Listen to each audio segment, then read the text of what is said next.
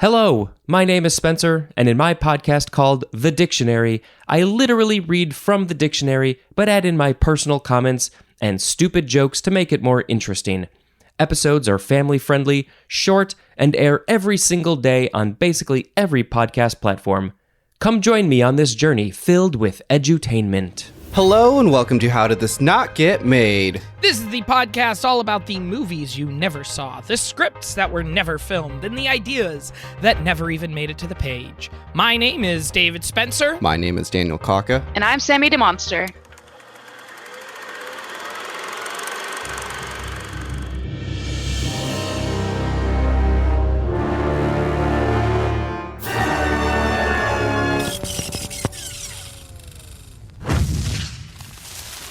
Welcome, everybody, to our season finale of How Did This Not Get Made? And joining us, we have Sami. Sami, welcome to the podcast. Thank you so much for having me. Yeah. We're going to be talking about a superhero today. What are we talking about specifically, Dan? We're talking about the Feline Femme Fetale, Catwoman. What's your history with superhero fandom, and if you have any specifically about Catwoman or the Batman franchise, what are your credentials? Well, I've never read a comic book in my life, never heard of Catwoman, or seen a superhero film, so I'd say no credentials whatsoever. Perfect. No, I do. I read comic books. I review comic books. I make TikToks about comic books, specifically DC comics and indie comics. I'd say because I read so many comics that I am not an expert in necessarily any one thing. Do you know what I'm saying? Yeah. Jack of all trades, master of none. Mhm. I know that's not the full saying, but I think that applies to this situation here. I really do like the Bat Fam and stuff. I know Catwoman, like I've never read any solo material, but I've seen her in video games. Well, actually, I read a part, DC has the YA collection, and I read the Catwoman from Sarah J. Maas, actually, and that had a little bit of her origin story there. I know a bit about Catwoman, but I need to catch up on more reading, which I say about everything, because you can always catch up. There's always more to read. There is, yeah. Catwoman, as far as a character goes, like and we'll go through her own history, it's kind of understandable as to why she is kind of a character that we are all aware of and know, but it's not like a singular subject. She seems to be paired off with everyone, and more specifically with Batman. The way I remember Catwoman first was through the Tim Burton Batman Returns. Mm-hmm. That's how I knew Catwoman. And then through the animated series, she was always there. And then whenever there was any live action Batman, like she was just always the one who was like both good and bad, and always the one that was teasing or even flirting with Batman. That's kind of how I viewed her, was just she was this interesting, complicated character that was alongside with Batman. So as long as I've known Batman and have been a fan of Batman, she has always been someone who was there, and I always thought she was interesting. Yeah, I feel like the whole Batman rogues gallery, but just everybody in the Batman universe, so many characters that are just like instantly iconic that I can't think of the first time that I became aware of any of them. Right. But I feel like Catwoman might be like the first comic character I was ever aware of that was neither a hero nor a villain explicitly, and just like could fill in whatever roles. I will say, I haven't watched a lot of Batman media. I didn't even watch the Tim Burton movies until I was in like college. I watched like the Nolan movies as they were coming out, but it was funny because I remember when Dark Knight Rises came out, I think that might be one of the first times I saw a version of Catwoman on screen, even though at the time I knew that it was nothing like most other people's depictions of her. Although, I guess to be fair, the Batman Returns version is pretty unlike a lot of other versions of her.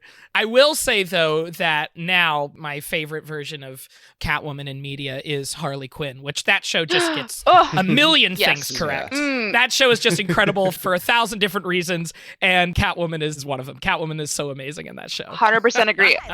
Don't cat-splain breaking and entering to me. The plan is I handle the traps, you follow me. I'm not used to working in a team, so keep your distance. All right, lady. I love that show. I think those films are also one of my first kind of introductions to her, but I also had seen her around. I can't pinpoint it either. Yeah. Around the time I was in college or getting out of college, I was like going back to try to catch up on a bunch of movies, and I finally got around to watching the Tim Burton Batman movies, and I didn't really care for 89 Batman that much. I was like, this is fine. But for whatever reason, I really, really enjoyed Batman Returns. I think just because that movie was so unapologetically weird. I think a big part of it is probably Danny DeVito's Penguin is still one of my favorite comic book movie villains just because of how over the top and committed he is to everything he's doing.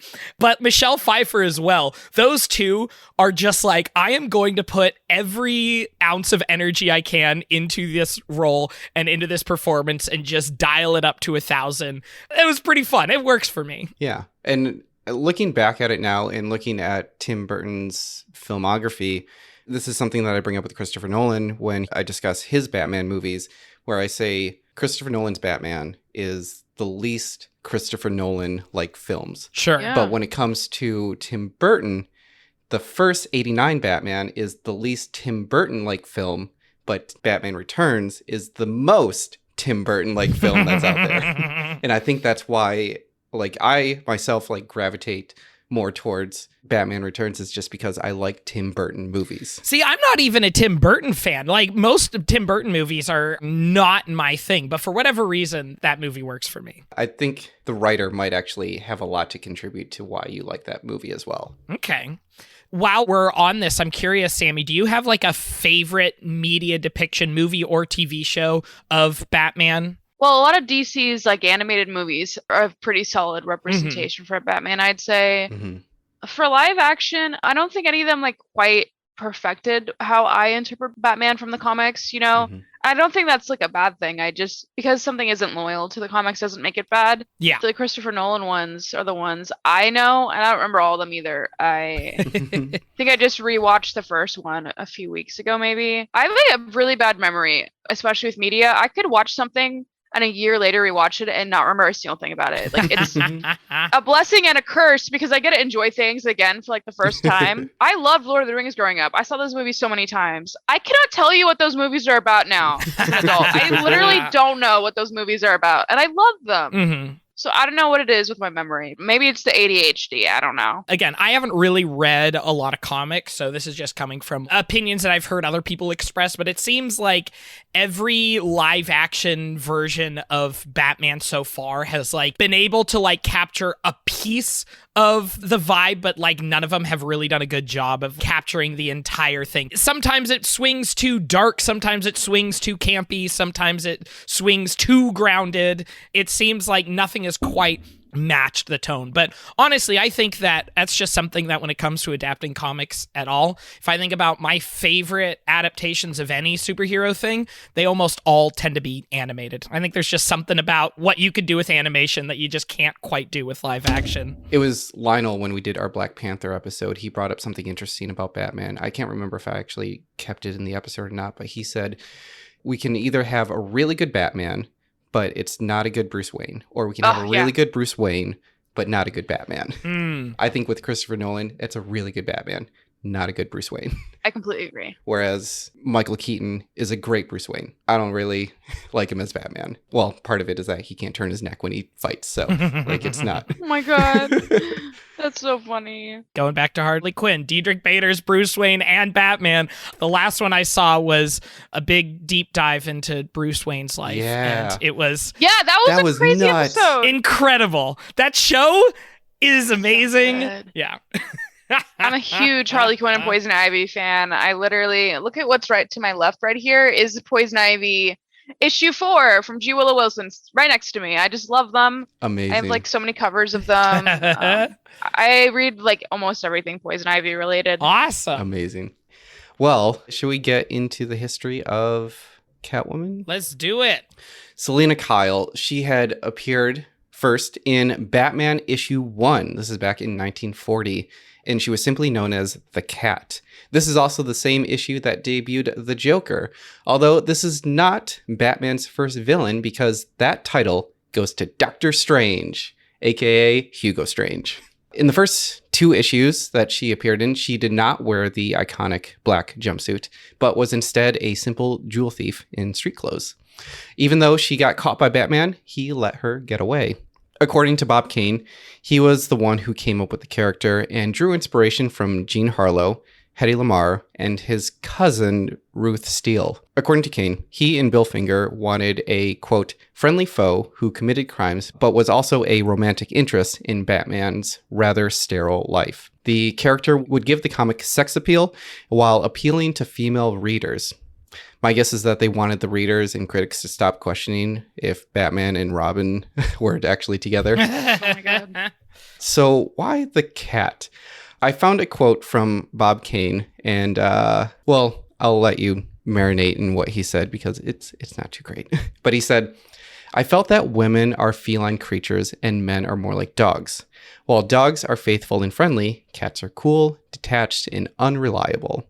I felt more warmer with dogs around me. Cats are hard to understand, as women are. He thinks all dogs are boys and all cats are girls. There's no way to disprove that. Have you ever seen a cat penis? That quote is giving me, tell me you don't like women without telling me you don't like women. Right. He goes on saying, men feel more sure about themselves with male friends than a woman. Red flag.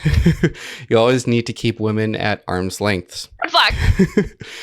We don't want anyone taking over our souls, and women have a habit of doing that. What? Jesus. So there's a lot of love, resentment thing with women.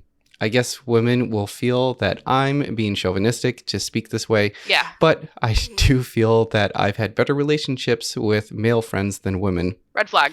With women, once the romance is over, somehow they never remain my friends. Because you are full of red flags. Yeah.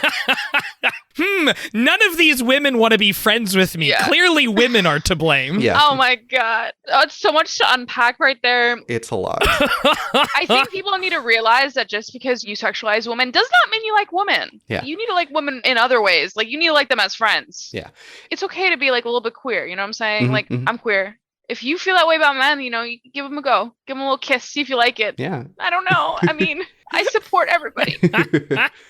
After hearing this whole misogynistic reasonings for the creation of Catwoman, I feel like I can draw a direct line from that to Batman doesn't eat out. Oh my God. I feel like it's just a direct line from one thought to the next. It's so funny. What I said about him wanting to kiss his guy friends, if you didn't want to include that, that might be for the better, because that was just so out there. No, that's fine.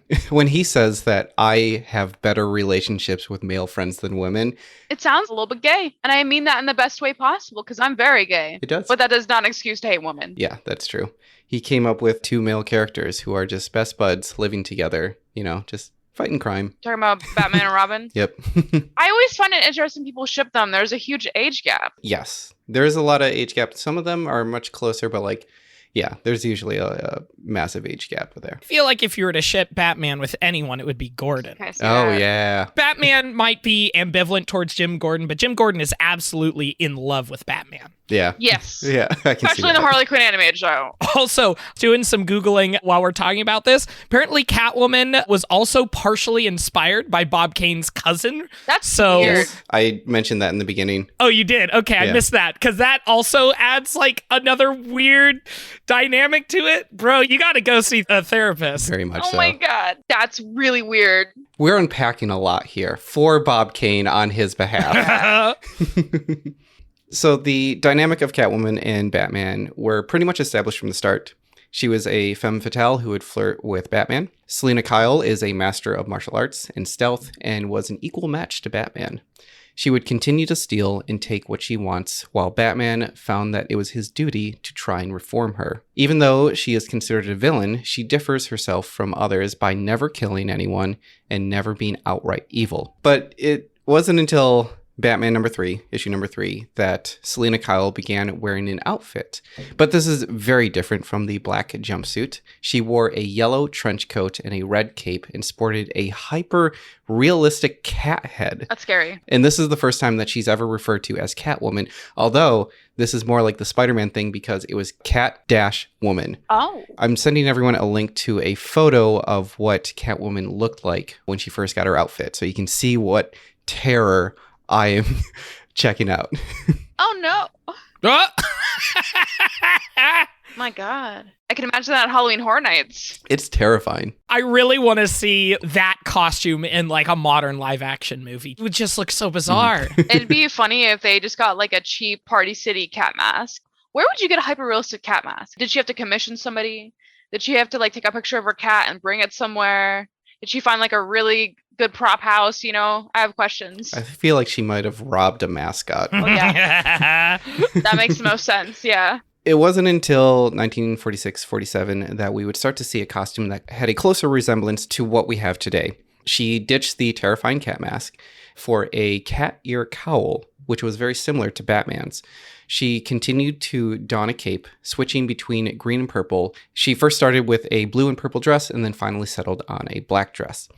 In Batman issue 62, which came out in December 1950, that is when we get an origin story of Catwoman, but possibly a retcon of Catwoman, because this is where we learn that Selina Kyle was a flight attendant before getting struck with amnesia after getting hit in the head and then turned to a life of crime.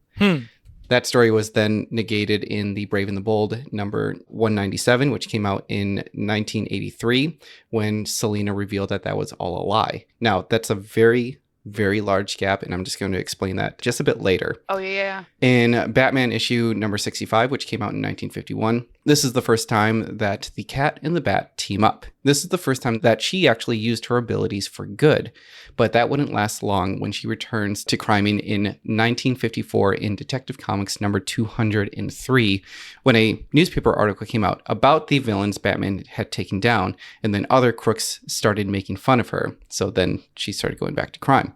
This is the first instance where Catwoman is seen as a complicated character that can flip from being good or evil. This would be the last time, though, that we would see Catwoman in the Golden Age. Now, I mentioned before the very large gap in Selina Kyle's story, and much of that had to do with Frederick Wertham and his book Seduction of the Innocent, which came out in 1954, and the introduction of the Comics Code Authority. Yeah. Oh, I hate them. Yep. This was a subject that we went really in depth with on our Wonder Woman episode, but all you need to know is that the comics needed this CCA approval in order for them to be published. And essentially, Catwoman had just vanished from the comics. The rules that she violated were not stated, but I did go through all of the rules and just kind of picked out what I thought she did violate, and there are quite a few. There's crimes shall never be presented in a way as to create sympathy for the criminal, to promote distrust of the forces of law and justice, or to inspire others with a desire to imitate that crime. No comics shall explicitly present the unique details and methods of a crime. If crime is depicted, it shall be as a sordid and unpleasant activity. Criminals shall not be presented so that as to be rendered glamorous or to occupy a position which creates a desire for emulation. In every instance, good shall triumph over evil, and criminals should be punished for their misdeeds. And then seduction shall never be shown or suggested. Yeah, that makes a lot of sense. I could see how she did those things. Yeah. Instead of trying to fit Catwoman into the CCA code, She'd be a different character. yeah, they did. And this actually led to the creation of Batwoman, which actually served as Batman's love interest. Oh, that's weird, because she's his cousin now and a lesbian. I mean, the cousin thing is the weird part, but she's also now a lesbian. I mean, they did a lot of retconning with her, but like that was essentially how and why she got started was for that reason.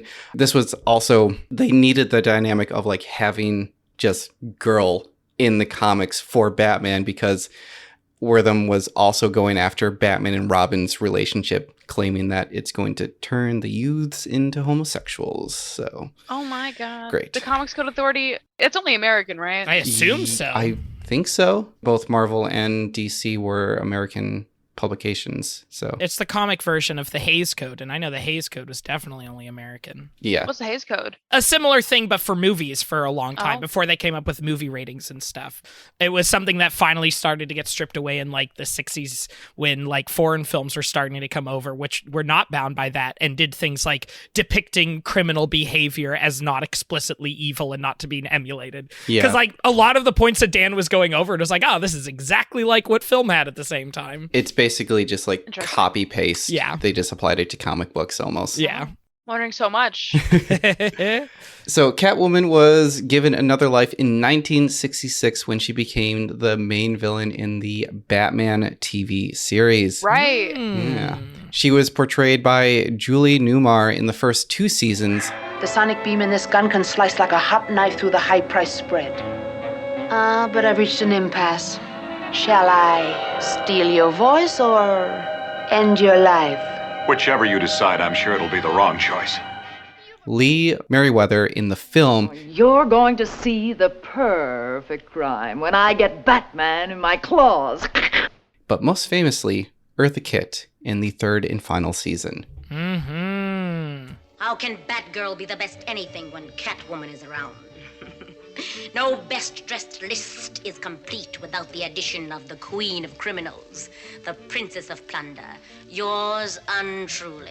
That was a big move because, like, casting Eartha Kitt in this role was extremely controversial. Because of people like Eartha Kitt and some of the other castings of variations of Catwoman in the future, it feels more weird to me to see a white actor play Catwoman than anything else. Because there's been so many other versions, it's weird to be like, why is this a white person playing this role? That seems racist. That seems like you're... Yeah, like whitewashing it. Yeah, exactly. Because of Eartha Kitt and Halle Berry and then Harley Quinn and even the Batman, right? Yeah. We've had a whole string of non-white actors playing this character that it almost seems weird to cast her as white now. Yeah. Huh. I'm thinking about Zoe Kravitz now. I was reading up a bit about her origin story, Catwoman, not Zoe Kravitz, but she was like a dominatrix, right? At some point in one version. And that kind of makes sense with Zoe Kravitz's version because she's like doing implied sex work, right? Mm-hmm. In that film. Yeah.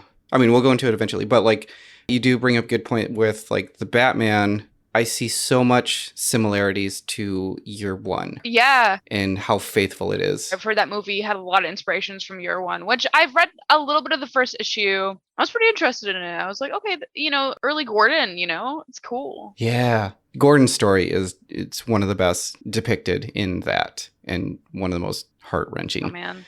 I mean, it started off with him wishing that his wife wasn't pregnant because the city is so dangerous and terrible. Like, that's already kind of heartbreaking, except here. Yeah. We'll discuss more into that in just a little bit, but I do have just a little bit about Catwoman in the Silver Age.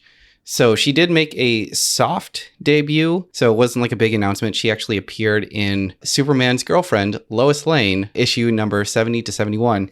The storyline was called The Catwoman's Black Magic, where she uses the Wand of Circe to hypnotize Lois Lane and turns Superman into a black cat and traps him in a kryptonite cage. Oh my god, that's so funny! I have to read that. Yeah.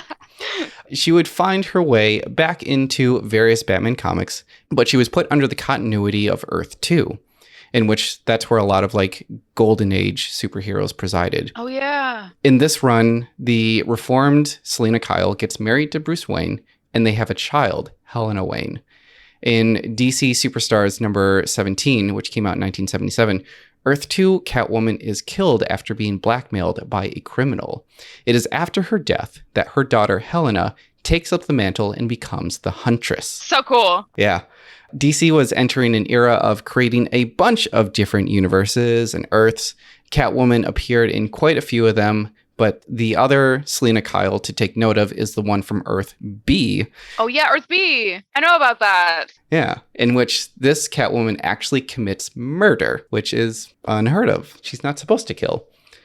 Catwoman, she's also appeared sporadically throughout the Silver Age, but there wasn't really much development to her character other than she's just a jewel thief and likes flirting with Batman. Now, what we were talking about before, I think the Catwoman story that really reimagined her and really grounded her in kind of the origin story that we know of her today is with the 1987 Batman Year One by Frank Miller and Dave Mazzucchelli. This is another subject that we covered in our Batman episode, but this is essentially right after Crisis on Infinite Earths, and DC was pretty much putting an end to all of the universes, cutting ties with the Golden Age and the Silver Age continuity, and this allowed writers to rewrite and modernize the characters.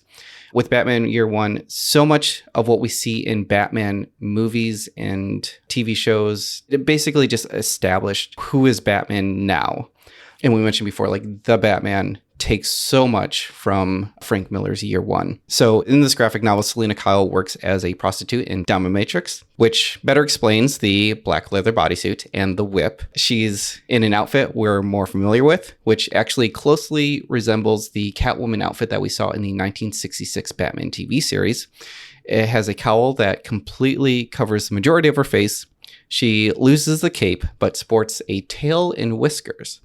This is also where we get the short-haired Selina Kyle. And then in this book, she wants a better life, wanting to break free from her pimp, who is also her former boyfriend. Oh. But the only way out is to become a cat burglar. Her origin story kind of like started there, but then in 1989, Catwoman was actually given her own limited series. This is actually the first time, 1989, from being created in 1940, that she actually got a solo title. I know they had to deal with the CCA code, but like, it is quite ridiculous that it took them that long to get there.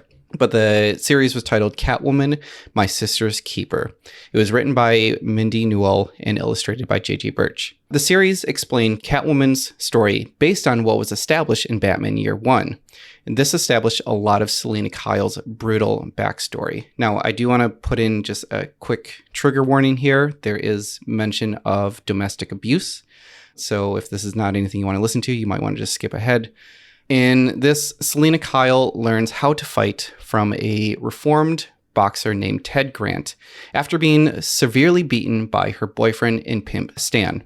Ted also encourages her to cut her hair short.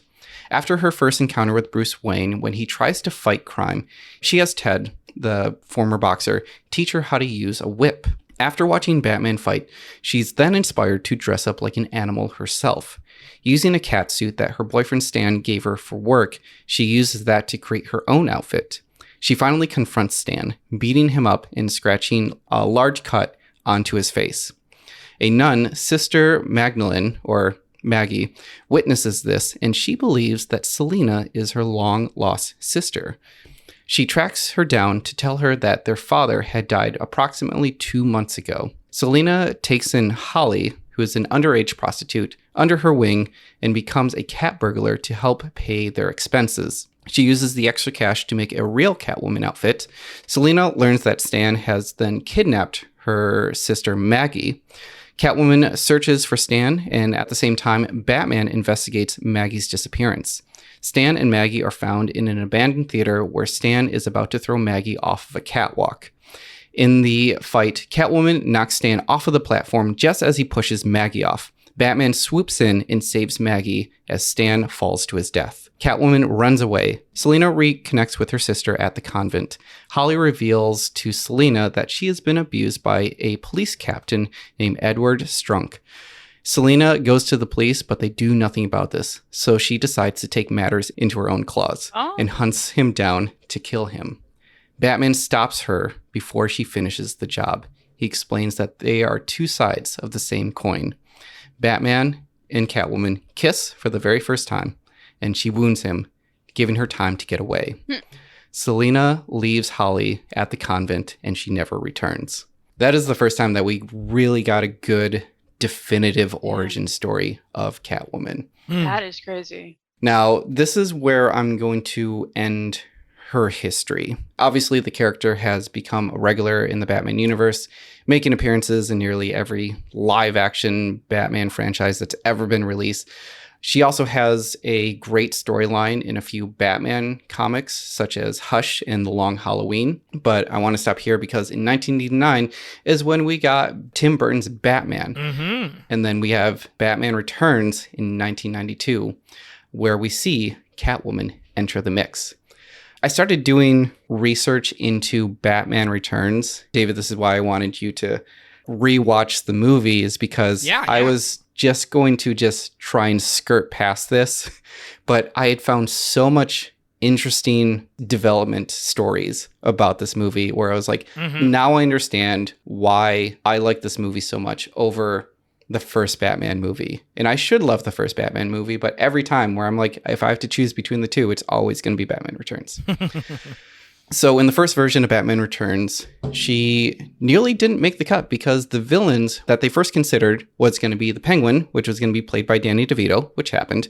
But then they were also going to introduce the Riddler, played by Robin Williams. That did not happen. Yeah. Warner Brothers, they were having trouble keeping Tim Burton interested in directing the sequel, stating that, quote, sequels are only worthwhile if they give you an opportunity to do something new and interesting. It has to go beyond that, really, because you have to do the first for the thrill of the unknown. A sequel wipes that all out. So you must explore the next level. For writer Sam Hamm, he wrote the first draft and he hoped that this would pique Burton's interest, making the rogue villains Penguin and Catwoman, who would then team up to find hidden treasure. Oh my God. I love that movie. Burton was not interested, and he went on to make Edward Scissorhands instead. In 1991, the LA Times announced that Tim Burton signed on to direct the Batman sequel. According to Sam Hamm, in a Batman Returns behind-the-scenes feature, quote, Tim was very adverse at the end of the day to the idea of coming in and doing a sequel. He thought, I said what I have to say about Batman. I don't really know if I want to do this. And he was very reluctant to get involved. And finally, the way that Warner Brothers got to him was to say, what if the second movie was really just a Tim Burton movie? And this got his attention and got him thinking about what he could do with it again. How extreme could you go with the Penguin? How extreme could you go with Catwoman? What if you didn't have to worry about the fidelity of the mythology? Burton was given full creative freedom and probably a lot of money, and even replaced the initial Batman crew with crew members he typically worked with. For screenwriter Sam Hamm, that meant that he was going to be out, and he was replaced with Daniel Waters. Oh, man. If you're unaware, Daniel Waters, he wrote the movie Heathers. Yes. Oh. Dear Diary, my teen angst bullshit has a body count. The most popular people in school are dead. Everybody's sad, but it's a weird kind of sad. Suicide gave Heather depth, Kurt a soul, Ram a brain. I don't know what it's given me, but I've got no control over myself when I'm with JD. Are we going to prom or to hell? Okay, you were asking me about if I was familiar with Heathers. I love Heathers. When I first moved to LA and had no friends and didn't know anybody, I just spent all of my free time watching movies, and I would watch like 3 movies a day and then not be able to remember almost anything about them. Relatable. Watching 3 movies a day is a terrible way to watch anything because they all blur together. Yeah. But there were a couple of movies that like broke through and stuck in my brain, and Heathers was one of them. And I think what helped is I went in literally knowing nothing about it. I just had a list of good movies and I was like, oh, Heathers is on Netflix. Let's just turn this on. And I became so obsessed with that film. I grew up on stuff like Breakfast Club. And so seeing a movie that felt like it was skewering that kind of like John Hughes 80s teen movie, I was so on board for it. Yeah, that is one of my favorite movies. And it makes a lot of sense that it was written by the same screenwriter as Batman Returns. I have a fun fact about Heathers. When they were first working on the script for that, they wanted to do a table read with actors just to get a sense of how everything was flowing. And so they went to a local acting class and paid them to do a table read for the day. And reading for Christian Slater's character was a young Brad Pitt. Oh, no way. Young Brad Pitt as an acting student. Oh my God. I could 100% see Brad Pitt playing that character, Yeah. which, no disrespect to Christian Slater, but 90s Brad Pitt would kill it with that role. Yeah. Quite literally. Yeah. That is a really fun fact. What a coincidence. Wow. Yeah. So one person that Tim Burton did not want to deal with at all, and a familiar name to us, is the producer John Peters. Burton, he actually made sure to demote him from producer to executive producer and actually barred him from the set. Oh. He's very controlling, out of control, and can be abusive in some instances. So, yeah, it was probably best to keep him away. Yeah. What also changed was the look of the film. The reason for the dramatic change is because of the filming location. So Batman was originally shot in London, but because of tax reasons, it was going to be more expensive to film in the UK than it was going to be in the US. And as far as the old Gotham sets, they were all abandoned in the UK, which means they could build new ones in the US. That's so cool. Yeah. When Waters took over to revise Sam Hamm's draft, he found the sequel was going to expand the district attorney character Harvey Dent, which was portrayed by Billy D. Williams in the first film, and explored his descent into becoming Two-Face. Nice. That idea was scrapped by WB, but Billy D. Williams would finally fulfill his role as the coin-flipping villain in the greatest Batman movie ever made, Lego Batman. Oh my God. That's a really good Batman film, honestly. There are other fish in the sea. What about Green Lantern? I was so happy to hear Billy D. Williams in that because as a big Star Wars fan, I, of course, even though I never watched any of the Tim Burton Batman movies as a kid,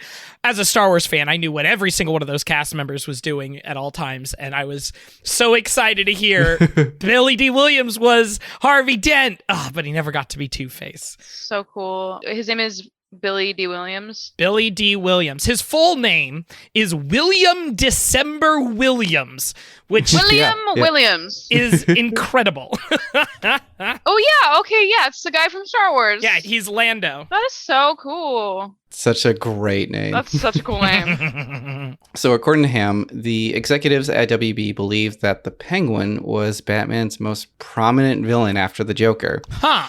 For Tim Burton and Hamm, they saw Catwoman as the more predominant villain next to the Joker. Interesting. I think she's like a foil, honestly, more than a villain. Yeah, she's an interesting antagonist, is the way to put it, instead of like being an all-right villain. Yeah. But yeah, they decided to compromise by not compromising, and they kept them both in the film. At first, the two would team up and frame Batman for murdering Gotham's wealthiest citizens while searching for secret treasure. Secret treasure. This leads them to Wayne Manor, where they discover the Wayne's secret history. Also in Hamm's draft is the inclusion of Vicky Vale, who was played by Kim Basinger in Batman. In the sequel, Bruce and Vicky are still dating, and then they would get engaged. This draft also introduced Robin as Batman's sidekick. Hamm's draft does take place during Christmas, which was a setting that was used in the final film, but they did not use the assault rifle wielding Santas. Oh my God, that's so funny. When Hamm approached Selina Kyle in Catwoman, he didn't want to make her a one-note character as a woman that embodies a, quote, fetishy sexual fantasy, femme fatale. He instead wrote her as an allegory of contemporary psychology and sexual feminism. Interesting. Transforming her from a low-class pushover secretary to an empowered, dominating woman. Needless to say, Sam Hamm's script did not interest Tim Burton. When Daniel Waters took over to write a new draft, Tim Burton gave him two instructions. The story can't have any connection to the first Batman movie, and Catwoman is a, quote, sexy vixen. Wait, it's not connected to the first film? No.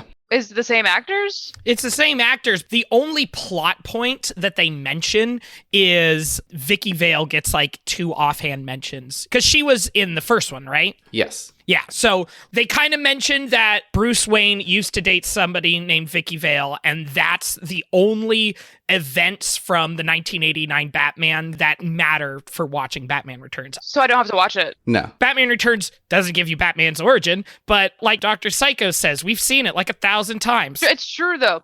You know, I was watching that episode in the Harley Quinn animated show, And I kept forgetting that people in the world don't know that Batman is Bruce Wayne. Because everybody in the world knows Batman is Bruce Wayne, us as the readers and the observers and the audience.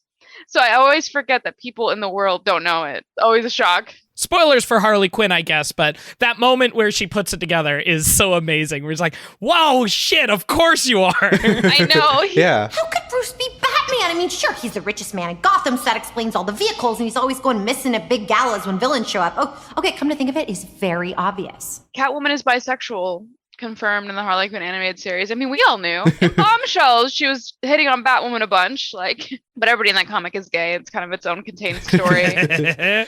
Are you guys familiar with that comic book series? No. Mm-mm. It's like all of the main and well-known female DC characters during World War II. They have rewritten everybody's origin story to fit in World War II, and all the men are off at war, so they're not really any male superheroes. So it's about the woman stepping up at home and also fighting the war as well. And there's also a lot of League of Their Own vibes. Batwoman's on the team playing baseball. They also scattered all of the characters all over the map too. So Supergirl instead of America landed in Russia, I think. Oh. So it's pretty incredible. And everybody is queer. There's a couple trans characters. Yeah, they just put everybody in World War II, and it's just spectacular and so high stakes, and you have the vintage vibes. Harley Quinn is British, Poison Ivy is French. It's just so amazing, seriously. What's it called again? DC's Bombshells. Very cool. So Catwoman is gay in that, but it's its own storyline. All so right. I'll have to check that out. Nice. So back to the script. Waters seemed to be on the same page as Burton. He didn't like the first Batman movie, which gave him a lot of freedom to make his own unique story. He even broke the main rule of Batman, which he would avoid killing people at all costs. For Waters, he believed that Batman would kill if it was absolutely necessary. Although he was not pleased when Batman was shown using a bomb to blow up the Red Triangle Strongman, which was actually added later in the film. So that was not Waters' doing. For Waters and Burton, they struggled to create Penguin's character. In a Den of Geek article, Burton stated, quote, "You could find the psychological profile of Batman, Catwoman, Joker, but the Penguin was just a guy with a cigarette and a top hat. What is he?" Oh my god. Waters came up with the idea that he should be a gangster and act animalistic. But what made the character click and really fit the narrative is when they added the tragic backstory that Oswald Cobblepot abandoned by his parents, and that both he and Bruce Wayne grew up without their biological family. Also, Penguin's storyline was inspired by 2 episodes of the 1966 Batman series in which the Penguin ran for mayor. The character Max Schreck, who is named after the actor who played Count Orlok in Nosferatu, he originally replaced Harvey Dent. The idea behind this character was that Waters had to show that, quote, that the true villains of the world don't necessarily wear costumes. I do like that. It's true, though. A lot of the villains are, people in suits. That's why when it comes to Superman and having Lex Luthor being his ultimate nemesis, even though Lex Luthor is just a normal guy and Batman can just pummel him into a puddle at any moment, he can't necessarily do that because of how much power essentially a CEO can wield. That is such a good point, because a random guy walking around dressed up as a crocodile, I don't know why, everybody's animal themed. I chose a random animal. Walking around any city causing problems, if Superman or Batman killed them, they'd be like, cool, they're gone. Yeah, that problem solved. So next one. But they're like, Lex Luthor? No, that's too much. It's like he's untouchable because of his power. A modern criticism of Batman is that he is a rich guy who dresses up in a costume and beats up poor people at night, and that's how he gets his kicks, which describes a lot of Batman villains, but I like that Batman Returns is going the other way. And it's something that I really appreciated about the newest The Batman, although it still had its Batman dressing up in a costume and beating up poor people aspect to it. But it also had characters like Carmine Falcone that was okay, we're also going to get into the people with the money who are controlling things and ruining things. And it's hey, rich guy Bruce Wayne, maybe you could do something about that area as well. Yeah. And I think that's another reason why I really like Batman Returns is that it does do more than just beating up poor people. Also, the really weird thing that I noticed watching it last night about the Penguin specifically is that when he's first introduced, he's introduced as this kind of gross creature abandoned who is, eats wild animals raw type of thing. Mm-hmm. But then as he starts to adopt more of aristocracy, as he's like going to run for mayor, he also starts to adopt all of the awful, evil qualities of that. Like, the main thing they do is him being extremely misogynistic and rapey. Oh. There's definitely quite a few scenes of that, but it all happens after he's starting to adopt this, I'm a person of power now. I don't know how much they were thinking about theme and meaning, but I do like that the movie is like, hey, this person, he's like a monster in a couple of different ways. At the beginning, he's a monster because he wants to murder people. Mm-hmm. And then by the halfway point, he's a monster because of the way he wants to control people and specifically control women in a couple of scenes. Mm-hmm. It's interesting how they do that route of that character. Yeah, I never really thought of it that way. But yeah, I think you brought up a really good point about his shift into coming into power and how he changed. Huh. That is really interesting. Yeah. Have you guys ever read Batman White Knight? Mm-mm. It's a fantastic story. Highly recommend it. It's its own contained story. Essentially, in the storyline, the Joker goes sane and Batman ends up being villainized by the Joker, who's now Jack Napier. So Batman is sort of being villainized. The Joker now is claiming to be sane. He is sane. And it really brings up a lot of questions. Like, the characters in the book are like, do we forgive this man? He's a Joker. And then people are like, well, he's a new person, but he's now fighting for us because he's kind of trying to get into politics. I mean, Harley Quinn's kind of doing that with the Joker. Yeah. Yeah. And I like it because I'm like, oh, this is like White Knight vibes. And they did have him go sane in the second season, but it's slightly different because in White Knight, he still remembers a lot of the Joker, but not a lot of the details of what he did. Mm-hmm. He knows he's a Joker.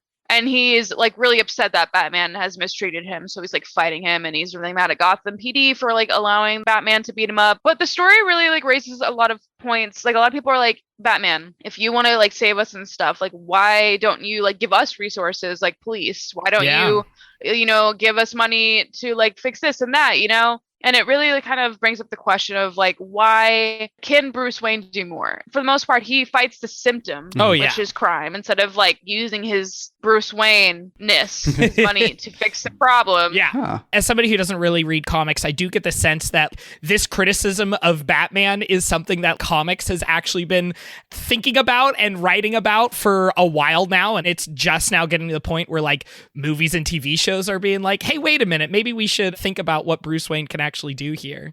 Right. And the Harley Quinn animated show, I think, does a really good job for a lot of things. I made a TikTok talking about Batman the White Knight. I've only read the main storyline. I posted a video and people were kind of talking about it. Some people were like, Batman's a villain. Some people were like, no, Batman's not a villain. Some people are like, why are people giving sympathy to the Joker? People are like, well, should people forgive the Joker? The Joker is a bad guy. The comic raises a lot of questions and debate. It's a good discourse. We should be analyzing it because there's a lot to analyze. Mm-hmm. My takeaway from the comic is that there are no good guys in that specific story, and that Batman could do better to help save the city. Mm-hmm. That's really interesting that the best criticisms of Batman is coming from Batman. Yeah.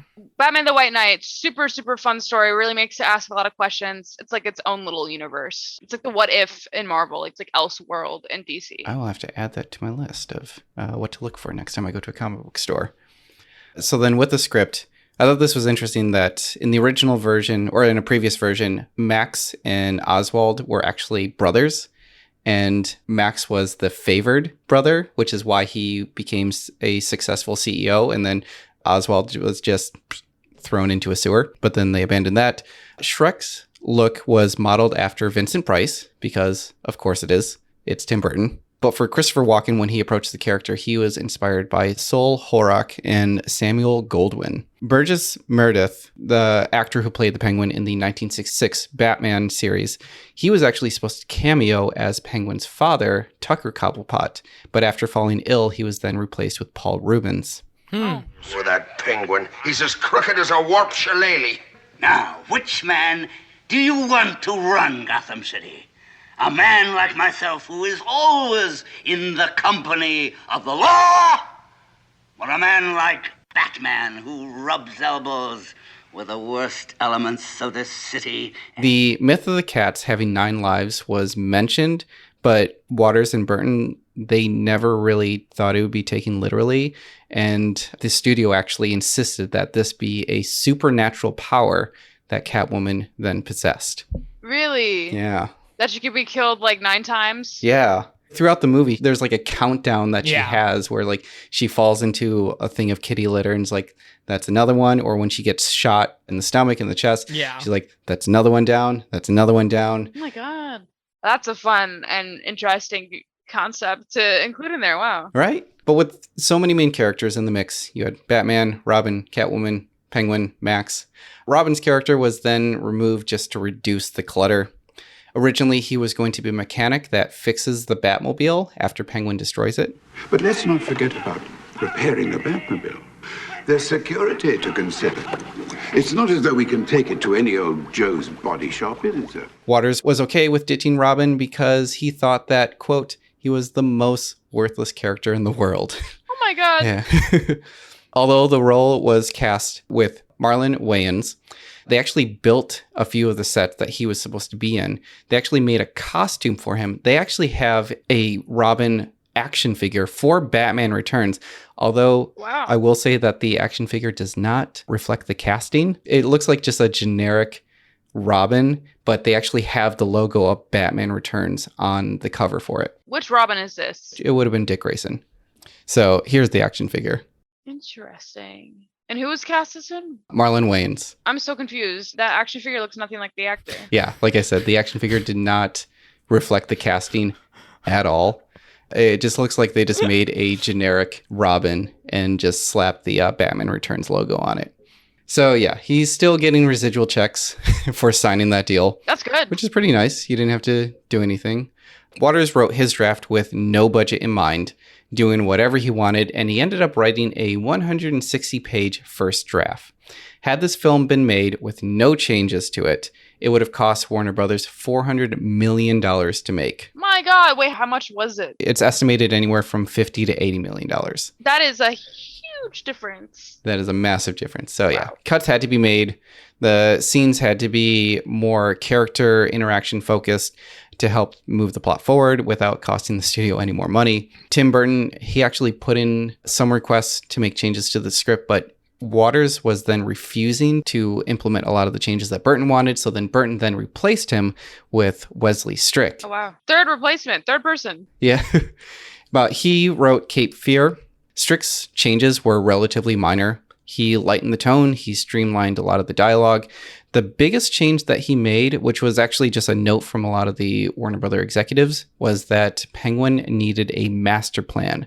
Thus, the kidnapping of the children and the missile plot was then introduced because of Wesley Strick. Waters made the final revisions for the shooting script, and Strick was the on-site screenwriter for any last-minute changes that need to be made. Now, Strick was not given any writing credit for his work.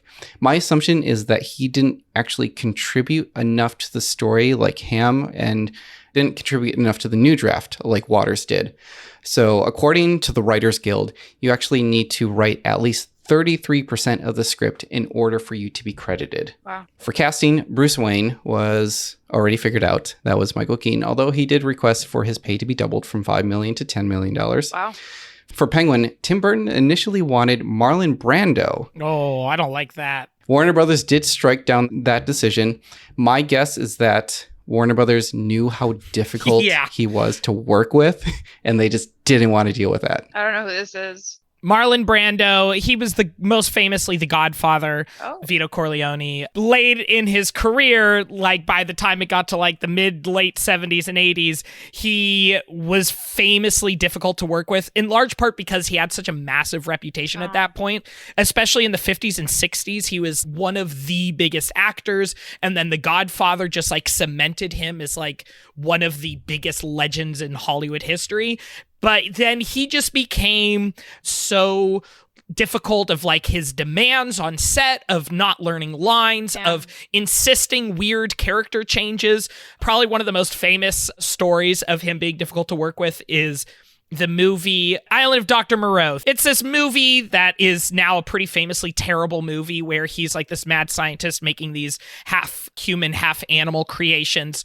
He insisted on things like he said he wanted to only wear a bucket in every single scene and then have it at the end be revealed that under the bucket is a blowhole because he's part dolphin. He also had a little person that he just insisted be in every scene with him and never gave an explanation why. Wow. He, especially by this point that they would have been making Batman Returns, I absolutely see how studios would be like, no, we are not dealing with this. No, out of the question. That is fair. With Warner Brothers, instead of just saying like outright no, they actually did put in some suggestions. They suggested like Dustin Hoffman, Christopher Lloyd, or even Robert De Niro.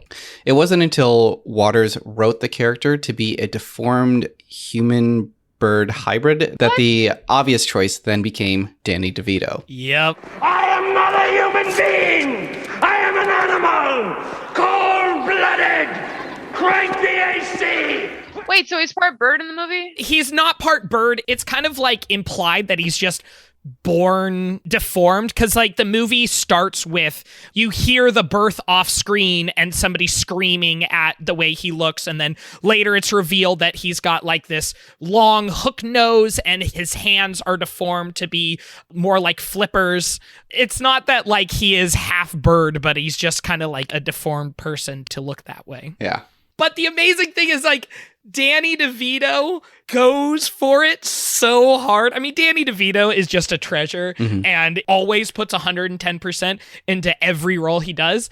But this is like especially one of those things where it's just like he is really going for it in a way that is so fun to watch. Oh, yeah.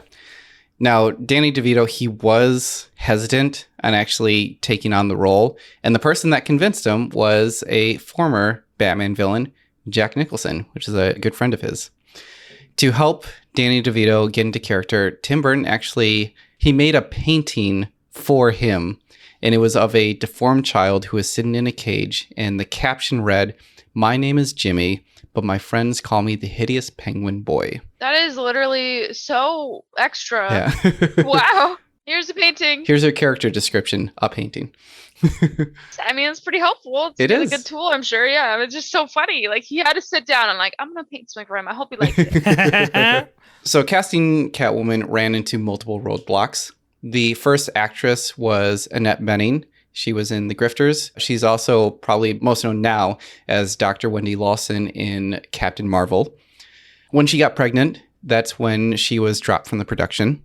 When the role had opened up, a flock of actresses lined up for the role, including Ellen Barkin, Cher, Bridget Fonda, Jennifer Jason Leigh, Madonna, Julie Newmar, Lena Olin, Susan Sarandon, Raquel Welch, and Kim Basinger. Of all of that casting, I think Michelle Pfeiffer did such a good job at that role. I cannot imagine anybody else committing as hard as she did. Yeah. Now, within the casting, the actress that received the most attention was Sean Young, who played Rachel in Blade Runner. Now, she was originally cast as Vicky Vale before she got injured. She supposedly was directed by Tim Burton to get onto a horse, which he was not trained to do. And then she fractured her shoulder when she fell off, and that's when she was promptly fired. According to Young, when she went to the Warner Brothers lot, she did an impromptu audition for the role of Catwoman and actually wore a homemade Catwoman costume. Wow. When people do that stuff at auditions, I'm just like, wow, my anxiety could never. While she was on the lot, she was able to talk with the producer Mark Canton and with Michael Keaton, although allegedly Tim Burton was hiding under his desk to avoid her. Wow. She did share a video of her efforts with Entertainment Tonight, and she shared her story with Joan Rivers, in which she is also wearing that Catwoman outfit. But something must have happened to you since we last met. Because not to grant the Catwoman a meeting and not to see me when I dropped by your office indicates that you're not taking care of business and that you don't have a clue as to who the real Catwoman is. Consider this a formal notice that the Catwoman has tried to get through to you and you wouldn't listen. And then Warner Brothers was then forced to put out a statement saying that she didn't fit the vision for Catwoman. But yes, the role ultimately went to Michelle Pfeiffer, who Tim Burton thought was a good fit for the role. Pfeiffer was also excited for the role, expressing to Tim how excited she was to portray the feline femme fatale halfway through reading the script. She was even willing to shave her head for the role if necessary. Wow. Yeah. Not me. Quote from Michelle Pfeiffer, "I trained for months with a whip master. On our first date together, I caught his face with a whip and it drew blood. Oh my It God. completely shattered me. I was very nervous on my first day shooting. I'd gotten pretty good with the whip, but when you show up, you don't anticipate the lights everywhere. They were set up in places that prevented me from hitting my marks with the whip. So we had to rework the lighting again and again." That's complicated and rough. Yeah. The scene where Catwoman puts a live bird in her mouth was real. What? And she did that for about 8 takes. Oh. And here I thought I filmed a short film where I had to eat apples for 8 takes, and I hate apples, but that's worse. She also took a kickboxing class with her stunt double, Kathy Long. This is just more of a fun fact about Kathy. I later found out that she played the kickboxing teacher in Romeo and Michelle's high school reunion. And then Pfeiffer was nearly cast as Vicky Vale, but Michael Keaton vetoed that casting because they had actually previously dated in real life. Whoa. And he was currently, at that time, working on his marriage. But I guess that didn't matter when she got the role as Batman's Will She, Won't She? What? There's so many moving factors in this movie. There's so much, like so many layers.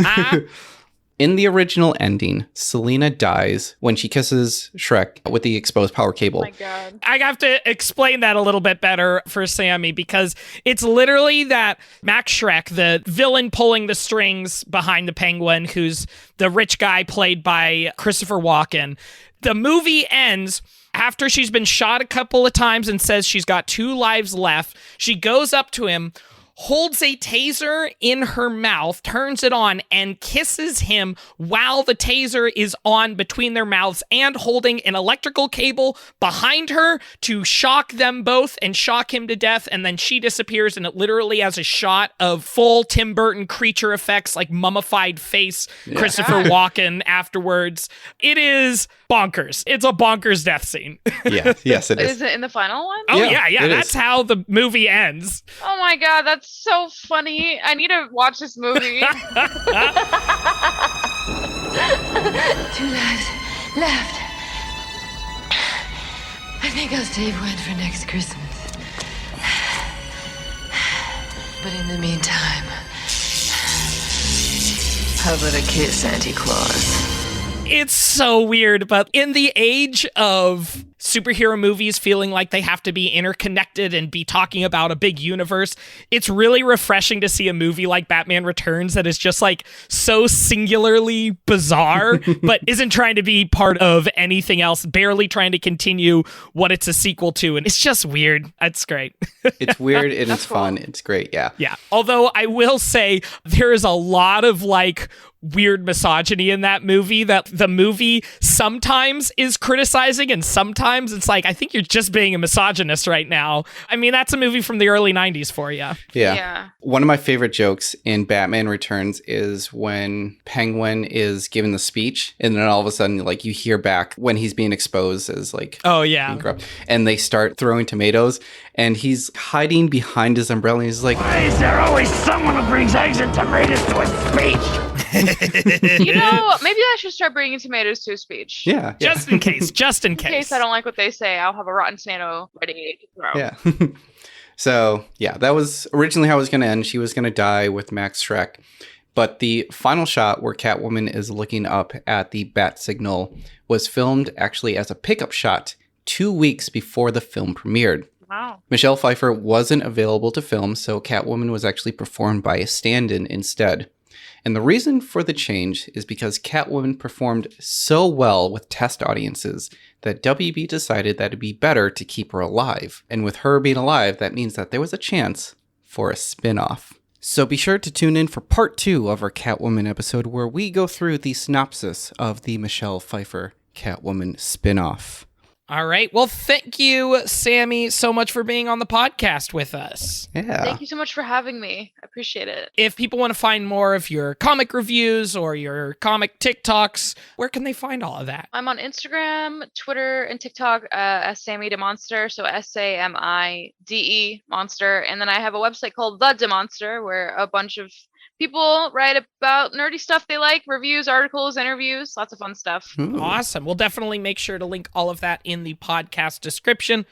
If you want to find more episodes of this podcast, you can go ahead and check out our website, pipedreampodcast.com, which is also the home of Mystery Shack Look Back, which right now is wrapped up their main show, but they're doing an Over the Garden Wall rewatch for the month of October. So go check that out. You can also check out Escape from Vault Disney, Come On Fahugwa Pods, and Pod Made You Special, a VeggieTales rewatch podcast. Oh, VeggieTales. Yup. Oh, that's a fun one. Yeah. Oh. If you are a massive fan of VeggieTales and love it, this might not be the podcast for you. If you have cringy memories of it, then you might love it. Also, this is our season finale. Usually a couple of weeks after we put this out, we'll probably get together and do an emails show. So send us your emails for this season of any comments, corrections, thoughts, any of that. And definitely send us your recommendations for stuff to cover in our next season. So we always learn about new projects in those recommendations, or even just get reminded of, oh yeah, of course we should do an episode about this. Yeah, I believe that this episode was in one of those emails as well. So. Awesome. We love getting those suggestions. So send them in now. And also, if you want updates to that, you can follow us on Twitter. We're on Twitter at HDTNGM. We're on Instagram at How Did This Not Get Made? And you can send us those emails that I was just talking about, notgetmade@gmail.com. And by the way, if you don't follow us on Twitter or Instagram, Dan is always posting all of the pictures that we're talking about there that we reference through the podcast. If you want to see the terrifying Catwoman outfit from the 40s, I'm going to put it up there for sure. Dan does a really good job of like making posts throughout the week of things we talked about in the episode. So it's a really fun way to get some visuals for what we're talking about. Finally, you can support us on Patreon, patreon.com/pipedreampodcasts. Support this show and all of the shows that we do. All right, that's going to go ahead and wrap us up. Thank you, everybody, so much for listening. Thank you. I don't know about you, Miss Kitty, but I feel so much yummier.